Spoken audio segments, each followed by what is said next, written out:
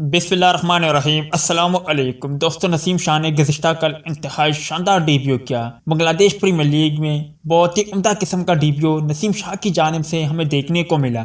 नसीम शाह ने सही मायनों में बंगालियों को हैरान किया, जबकि पाकिस्तानी जो नसीम शाह के ख़ास फ़ैन हैं उनके दिल जीत लिए। नसीम शाह ने ऐसा क्या कारनामा सर अंजाम दिया, आज के इस मुख्तसर वीडियो को आखिर तक ज़रूर देखें। इसी वीडियो में आप भाइयों को यही बताने लगा हूँ। गुजारिश है इस वीडियो को लाइक करें और कमेंट सेक्शन में आप भाई नसीम शाह के लिए कोई बेहतरीन जुमला ज़रूर लिखें। दोस्तों, गुज़िश्ता कल नसीम शाह का डेब्यू था बांग्लादेश प्रीमियर लीग में। नसीम शाह की बात करें तो गुज़िश्ता कल बांग्लादेश प्रीमियर लीग में नसीम शाह ने इंतहाई तूफ़ानी गेंदबाजी का मुजाहरा किया। नसीम शाह ने बीपीएल में भी अपने पहले ओवर में शानदार विकेट हासिल की।